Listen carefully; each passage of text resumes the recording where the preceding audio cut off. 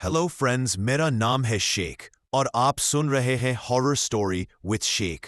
सो friends, आज का पहला स्टोरी शुरू करते हैं। रात के 2:45 बज रहे थे। सरकारी अस्पताल के 5वें फ्लोर पर ज्यादातर वार्ड खाली थे। हल्की पीली रोशनी टिमटिमा रही थी। उसी सन्नाटे में अमन, जो एक वार्ड बॉय था, अपनी नाइट ड्यूटी कर रहा था। अमन रोज की तरह मरीजों की फाइल चेक कर रहा था, लेकिन आज पता नहीं क्यों दिल बहुत बेचैन था, जैसे किसी की नजर उस पर हो। एक अजीब कमरा, वार्ड नंबर 13। जैसे ही वो वार्ड नंबर 13 के पास पहुंचा, दरवाजा थोड़ा खुला हुआ मिला। अंदर एक मृत शरीर सफेद चादर से ढका पड़ा था। अभी 2 घंटे पहले ही उस बॉडी का डेथ सर्टिफिकेट बना था, कार्डियक अरेस्ट। अमन ने सोचा शायद नर्स ने चादर ठीक से नहीं ढकी होगी। वो अंदर गया और चादर ठीक करने लगा, लेकिन जैसे ही उसने चादर को छुआ, शरीर हल्का सा हिल गया। अमन का दिल धक से बैठ गया। उसने खुद को समझाया, ये मेरी वहम है। लेकिन तभी लाश ने धीरे धीरे आंखें खोली। अमन चादर ठीक ही कर रहा था कि एक ठंडी हवा अचानक कमरे में चली और लाश ने अपनी दोनों आंखें खोल दी। उसकी आंखों में कोई पुतली नहीं, सिर्फ काला खाली गड्ढा।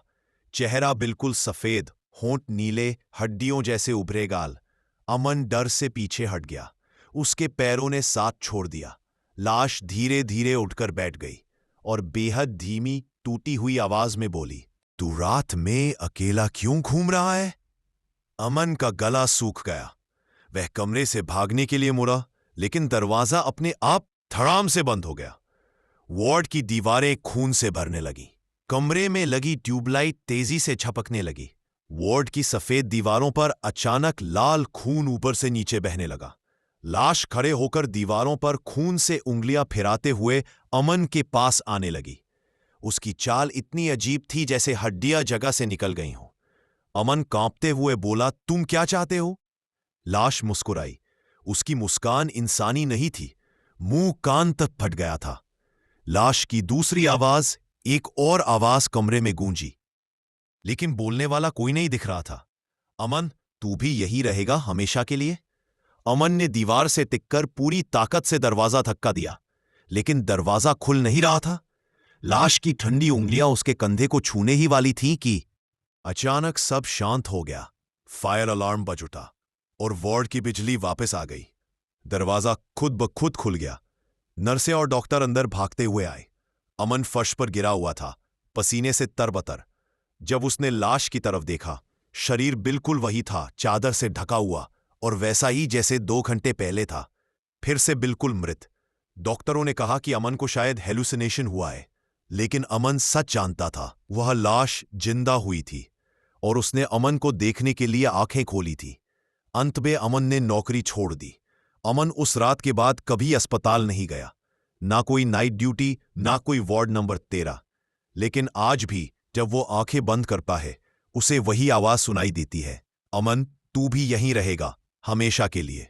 सो फ्रेंड्स, ये थी आज की पहली स्टोरी। अब चलते हैं दूसरी स्टोरी की ओर। राहुल शहर से दूर एक पुराने लड़कों के हॉस्टल में रहता था। उस रात घना कोहरा था। बाहर कुत्तों के भौंकने की आवाजें आ रही थीं। रात के 1:17 बज रहे थे। राहुल गहरी नींद में था कि अचानक थक थक थक उसके कमरे का दरवाजा किसी ने जोर से खटखटाया। राहुल ने करवट बदलते हुए कहा, कौन है इतनी रात को? कोई जवाब नहीं। वह डरते डरते उठा, दरवाजा खोला। बाहर कोई नहीं था। लंबा खाली कॉरिडोर, बस हल्की पीली रोशनी। राहुल वापस आकर सो गया, लेकिन उसका दिल कह रहा था, कुछ तो गलत है। चादर खुद ब खुद खींच गई।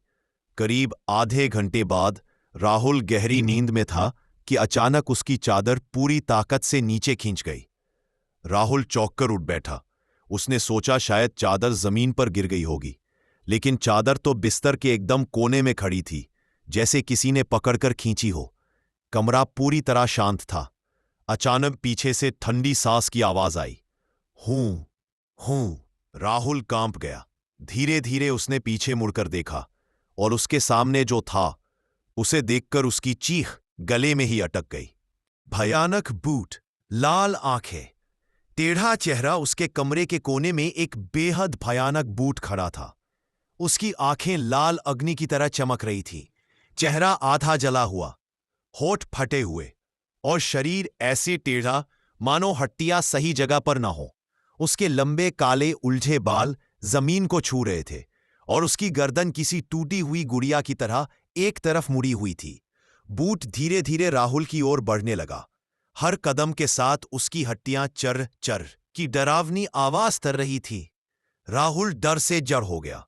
बूट उसकी चादर उठाकर बोला, "ये मेरी है," और एक झटके के साथ वह राहुल की तरफ झपटा। राहुल बेहोश हो गया। अगली सुबह राहुल अपने बिस्तर पर पड़ा मिला। चादर जमीन पर थी, कमरा अस्त व्यस्त, लेकिन बूट कहीं नहीं था। हॉस्टल के वार्डन ने कहा, "शायद तुमने बुरा सपना देखा होगा," पर राहुल जानता था वह सपना नहीं था। कोई उसे रात में जगाता है, चादर खींचता है, और वह बूट आज भी उसके कमरे के एक अंधेरे कोने में खड़ा होता है, जहां रोशनी कभी नहीं पहुंचती। सो फ्रेंड्स, ये थी आज की कहानी। कहानी कैसी लगी कमेंट करके जरूर बताइए। अगर आप हमारे YouTube चैनल पर न्यू है तो चैनल को सब्सक्राइब कीजिए, वीडियो को लाइक कीजिए और शेयर कीजिए।